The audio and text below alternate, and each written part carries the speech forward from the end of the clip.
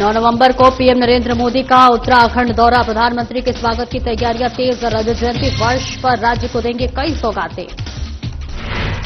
लोक गायक भूपेंद्र बसेड़ा ने गाया गीत। संस्कृति और लोक कला को लेकर गाया गीत। उत्तराखंड राज्य के 25 वर्ष पूरे होने को लेकर गाया गीत। पंकज पावा के आगे नतमस्तक एमजीके। 27 मई को कोयल घाटी स्थित निर्माण पर होनी थी सीलिंग की कार्रवाई। 6 माह बीत जाने के बाद भी नहीं हुई कंपाउंडिंग। राज्य स्थापना के रजत जयंती पर प्रतापनगर में योग कार्यक्रम। विधायक ने किया कार्यक्रम का शुभारंभ। कहा, योग से होगा मन, मस्तिष्क और शरीर स्वस्थ।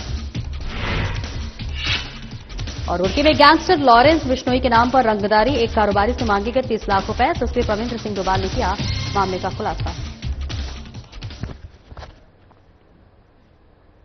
नमस्कार, स्वागत है आपका। मैं हूं आपके साथ सपना दीपक मद्देशिया। बुलेटिन का आगाज करेंगे। मुख्यमंत्री पुष्कर सिंह धामी ने राज्य स्थापना रजत जयंती के वर्ष पर आपको बता दें, इस मौके पर आयोजित राज्य आंदोलनकारियों के सम्मान समारोह में शिरकत की।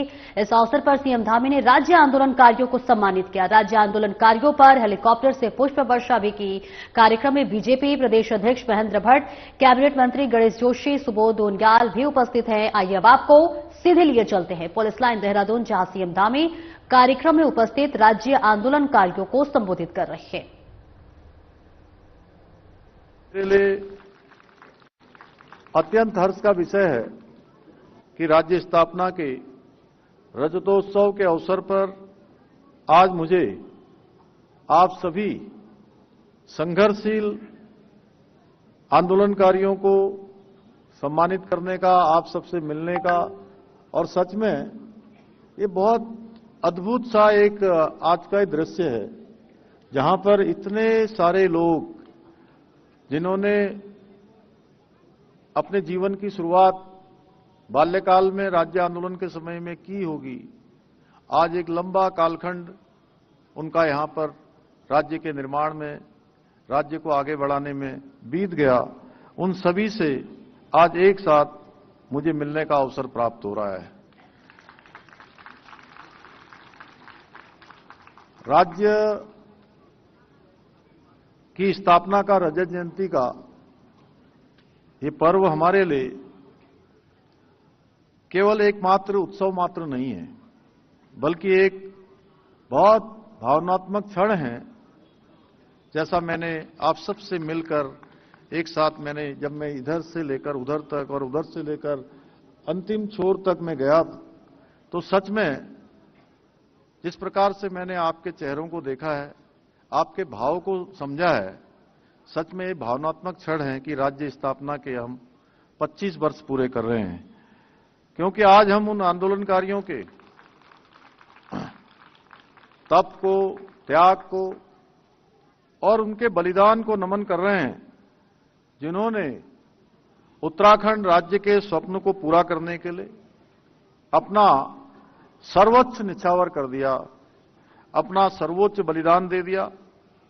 भाइयों बहनों, उत्तराखंड राज्य का निर्णय, उसके निर्माण का केवल एक ये प्रशासनिक निर्णय नहीं था, बल्कि देवभूमि उत्तराखंड के लाखों लोगों के द्वारा अपनी अस्मिता, अपने अधिकार, अपनी पहचान के लिए किए गए कड़े संघर्षों और बलिदान का परिणाम था। हमारा राज्य उन हजार आंदोलनकारियों की देन है, जिन्होंने अपने खून पसीने और आंसुओं से इस भूमि की नींव रखी है।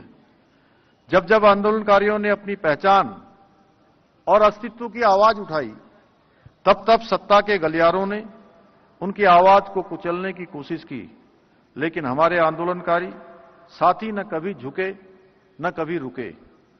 और मैंने स्वयं देखा कि मैं 1 सितंबर 1994 को खटीमा का जब गोलीकांड हुआ था, तो उस समय मैं भी वहां पर था। तब मैंने देखा किस प्रकार से 50,000 की संख्या में राज्य निर्माण के लिए आंदोलन करने वाले आंदोलनकारियों पर बर्बरतापूर्वक लाठीचार्ज किया गया, गोली चलाई गई। किस प्रकार से वहां पर आंदोलन को रोकने का प्रयास हुआ, और उसी घटना के विरोध में अगले दिन 2 सितंबर को मसूरी में गोलीकांड होता है और उसके बाद 2 अक्टूबर को मुजफ्फरनगर में किस प्रकार से हमारी माताओं बहनों के साथ अत्याचार होता है।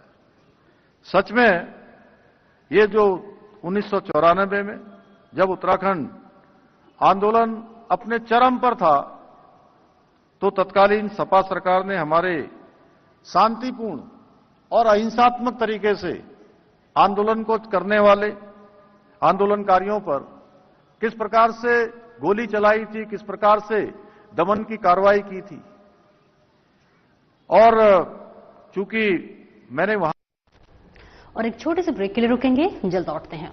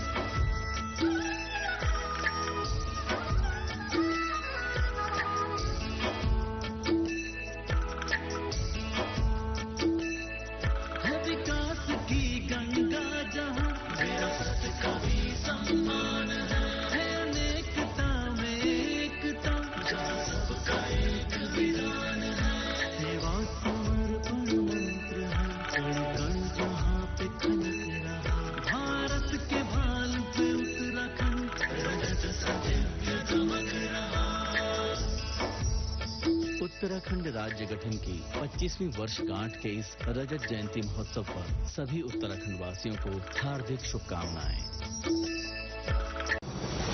देवभूमि उत्तराखंड, जहां हिमालय की चोटियां आसमान छूती हैं और नदियां जीवन की धारा बनकर बहती हैं, यही उत्तराखंड अब विकास की नई गाथा लिख रहा है। मुख्यमंत्री पुष्कर सिंह धामी के नेतृत्व में ये राज्य सिर्फ सपने नहीं देख रहा, बल्कि उन्हें धरातल पर उतार रहा है। 24 गेम चेंजर योजनाएं जो हर नागरिक के जीवन को छू रही हैं। अब शासन का मतलब है तेजी, पारदर्शिता और जिम्मेदारी। फाइलों में अटक जाने वाले फैसले अब धरातल पर नतीजों में बदल रहे हैं। हर विभाग को मिली है स्पष्ट दिशा, तय समय सीमा और एक ही मंत्र, गुड गवर्नेंस। सिर्फ नारा नहीं, हमारी कार्य संस्कृति है।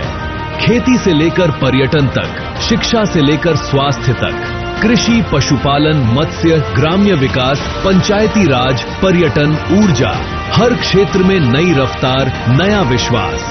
सरकार ने तय किया है, हर योजना होगी टेक्नोलॉजी से जुड़ी, हर कदम होगा पारदर्शी और हर लाभ पहुंचेगा सीधे जनता तक। ऑनलाइन मॉनिटरिंग, फील्ड विजिट और जनता से सीधा संवाद, यही है बदलता उत्तराखंड।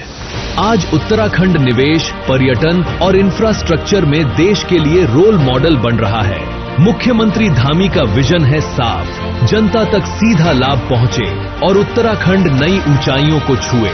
प्रधानमंत्री नरेंद्र मोदी के विजन, उत्तराखंड का दशक को धरातल पर उतारने की दिशा में ये ऐतिहासिक कदम है। ये योजनाएं सिर्फ कागज पर नहीं, बल्कि धरती पर सांस ले रही हैं। गांव से शहर तक, खेत से बाजार तक, हर जगह एक ही बदलाव दिख रहा है। उत्तराखंड बदल रहा है, गति, पारदर्शिता और गुड गवर्नेंस के साथ। उत्तराखंड, पारदर्शी शासन, तेज विकास।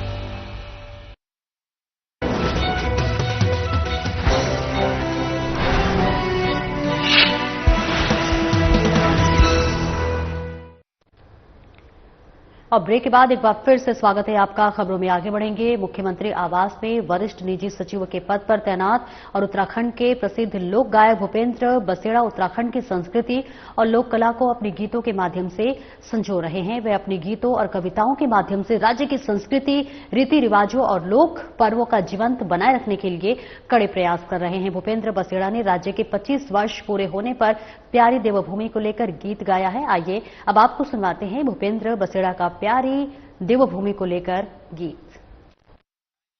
देवभूमि उत्तराखंड, हमारी देवभूमि उत्तराखंड, प्यारी देवभूमि उत्तराखंड, हमारी देवभूमि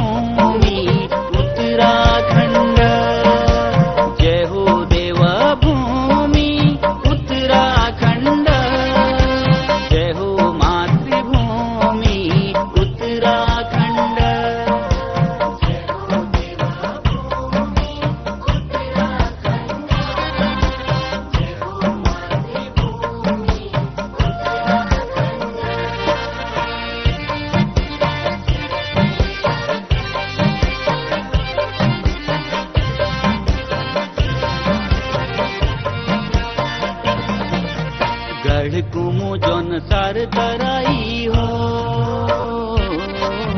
हरिजू को हरिद्वार आई हो, गढ़ कुमो जौन सार तराई हो, हरिजू को हरिद्वार आई हो, चारों धामों की छत्र छाया में स्वर्ग जैसी धरती पाई हो, प्यारी देवभूमि उत्तराखंड, हमारी देवभूमि उत्तराखंड। जय हो देवभूमि उत्तराखंड, जय हो मातृभूमि उत्तराखंड। ओम पर्वत आदि कैलाश यहाँ हो, निब करोरी गोलजू की महिमा हो, ओम पर्वत आदि कैलाश यहाँ हो, निब करोरी गोलजू की महिमा हो, जागेश्वर बागनाथ धारी कालिका नंदा देवी पूर्णागिरी माँ हो, प्यारी देवभूमि उत्तराखंड, हमारी देवभूमि उत्तराखंड। जय हो देवभूमि उत्तराखंड, जय हो मातृभूमि उत्तराखंड।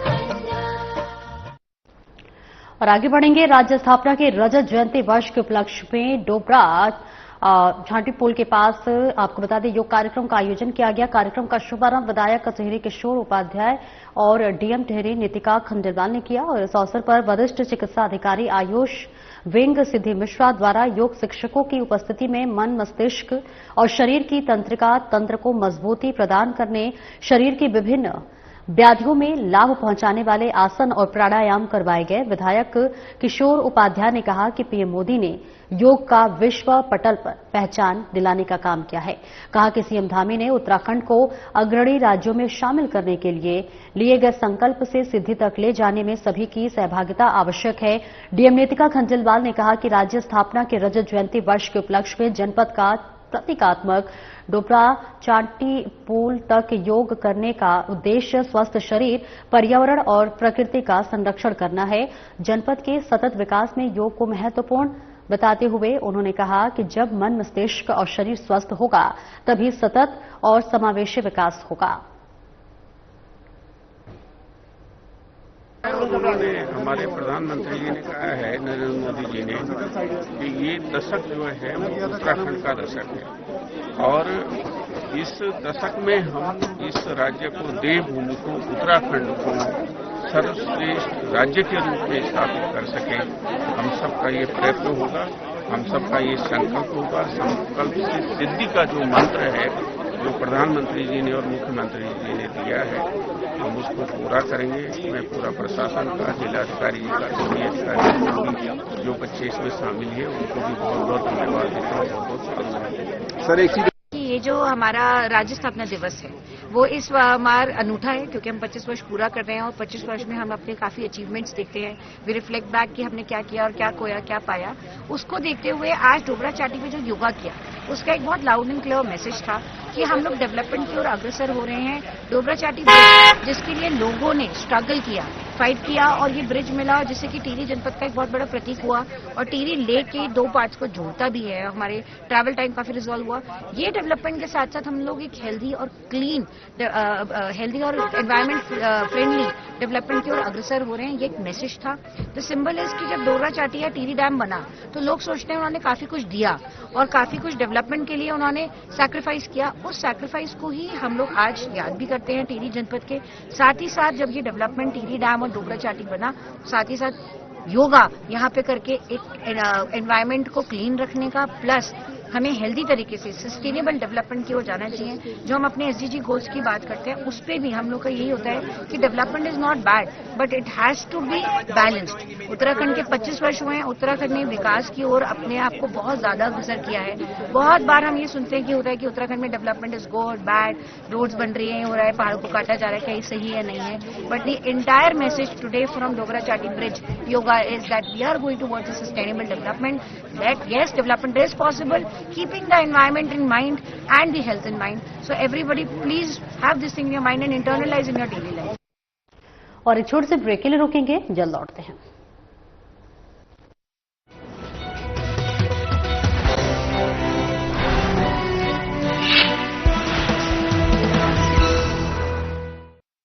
प्रधानमंत्री श्री नरेंद्र मोदी जी के मार्गदर्शन और मुख्यमंत्री श्री पुष्कर सिंह धामी जी के कुशल नेतृत्व में उत्तराखंड सरकार पर्वतीय क्षेत्रों में औद्योगिक निवेश को नई दिशा और गति देने के लिए विशेष पहल लेकर आई है। इसके अंतर्गत पिथौरागढ़, उत्तरकाशी, चंपावत, रुद्रप्रयाग और बागेश्वर जनपदों के साथ साथ अल्मोड़ा, पौड़ी गढ़वाल का पूरा पर्वतीय भूभाग, टिहरी गढ़वाल का पर्वतीय हिस्सा, नैनीताल जनपद के भीमताल, धारी, बेताल घाट, रामगढ़ और ओखल कांडा विकास खंड तथा देहरादून जनपद का चक्राता विकास खंड शामिल है। उद्यम स्थापना करने हेतु सिडकुल द्वारा रुद्रपुर, सेलाकुई और हरिद्वार फ्लैट एड फैक्ट्रियों की भी तैयारी की जा रही है। इसी क्रम में 1 लाख करोड़ रुपए से अधिक के निवेश प्रस्तावों को हमें धरातल पर उतरने पर सफलता प्राप्त हुई है। खुरपिया में स्थापित होने वाला इंडस्ट्रियल स्मार्ट सिटी भी उत्तराखंड के औद्योगिक विकास की दिशा में महत्वपूर्ण साबित होगा। निवेश की 4 श्रेणियों के अनुसार पर्वतीय क्षेत्र में 50 करोड़ रुपए से लेकर 1000 करोड़ रुपए से अधिक का निवेश किया जा सकता है। इसके अंतर्गत निवेशकों को श्रेणीवार 50 से लेकर 500 स्थानीय लोगों को रोजगार उपलब्ध कराना अनिवार्य होगा। साथ ही इस नीति में श्रेणी ए और बी के अंतर्गत निवेशकों को 1 से 2% तक अतिरिक्त प्रोत्साहन राशि भी दी जाएगी। पौड़ी गढ़वाल के पर्वतीय क्षेत्रों में जो उद्योग लग रहे हैं उनको सरकार बहुत वित्तीय प्रोत्साहन से लेकर हर चीज मदद कर रही है और यह कदम सराहनीय है। इस नीति का मुख्य उद्देश्य आत्मनिर्भर उत्तराखंड के संकल्प को साकार करते हुए पर्वतीय क्षेत्रों की अर्थव्यवस्था को मजबूत बनाना और युवाओं के लिए व्यापक रोजगार के अवसर पैदा करना है।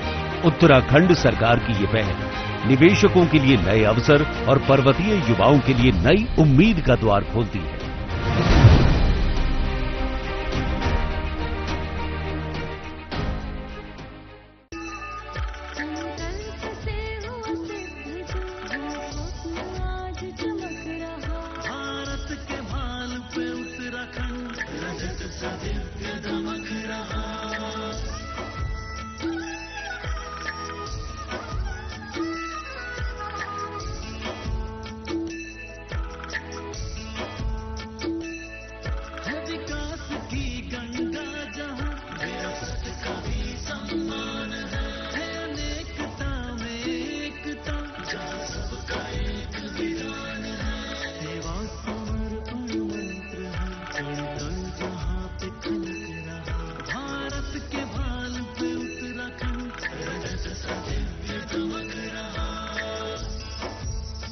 उत्तराखंड राज्य गठन की 25वीं वर्षगांठ के इस रजत जयंती महोत्सव पर सभी उत्तराखंड वासियों को हार्दिक शुभकामनाएं।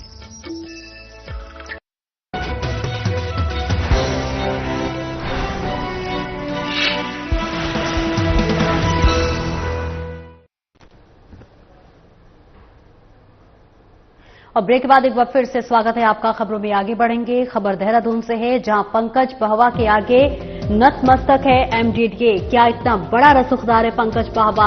पंकज पहवा के किस वजन के नीचे दबा एमडीडीए? 27 मई को पंकज पहवा के कोयल घाटी स्थित निर्माण पर होनी थी सीलिंग की कार्रवाई, तो वही आपको बता दें एमडीडीए से स्वीकृत मानचित्र के भिन्न हुआ निर्माण। सीलिंग रोकने के लिए दिया था शपथ पत्र। 1 सप्ताह में करानी थी अवैध निर्माण की कंपाउंडिंग। शपथ पत्र के आधार पर रुकी थी सीलिंग की कार्रवाई। 6 माह बीत जाने के बाद भी नहीं हुई कंपाउंडिंग। मानचित्र से भिन्न निर्माण में बैंक खुलने की तैयारी। क्या एमडीडीए से स्वीकृत मानचित्र से भिन्न निर्माण में खुलेगा बैंक? ऋषिकेश एमडीडीए से बड़ी कार्रवाई का इंतजार या फिर पंकज पाहवा के वजन से एमडीडीए होगा बौना साबित। तो पंकज पाहवा के आगे एमडीडीए नतमस्तक होता हुआ नजर आ रहा है। क्या इतना बड़ा रसूखदार है पंकज पाहवा? बड़ा सवाल।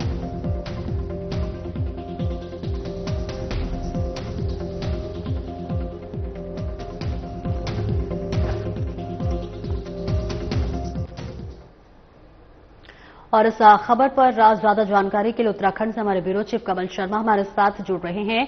कमल, आखिर इस पूरे मामले में पंकज पाहवा का क्या रोल है? आखिर क्यों एमडीडीए पंकज पाहवा के आगे नतमस्तक है? बिल्कुल कहें सपना, लगातार हम देख रहे हैं कि हम 27 मई की अगर हम बात करें तो उस टाइम इनकी सीलिंग की कार्रवाई होनी थी और जैसी ही सीलिंग की कार्रवाई होनी तो उससे पहले ये लोग वहां पर पहुंचे और इन्होंने एक शपथ पत्र दिया वहां पर, एफिडेविट, जो एक बहुत बड़ा दस्तावेज होता है उसमें कि अगर आप गलत दे रहे हैं तो कहीं ना कहीं आपके खिलाफ कार्रवाई भी हो सकती है। तो सबसे बड़ी इन्होंने शपथ पत्र लिख के दिया कि आप हमारी सीलिंग की कार्रवाई रोक दीजिए और जो भी हमारा मानचित्र एमडीडीए से जो मानचित्र है उससे भिन्न जो भी बना हुआ है हम उसका कंपाउंड करा लेंगे। लेकिन कहें तो वो 1 हफ्ते 10 दिन का टाइम था, 8 से 10 दिन का, लेकिन आज हम कहें तो आज 8 नवंबर हो चुकी है और लगभग 6 महीने पूरे होने को हैं और लगातार आज तक वो कंपाउंडिंग नहीं हो पाया है।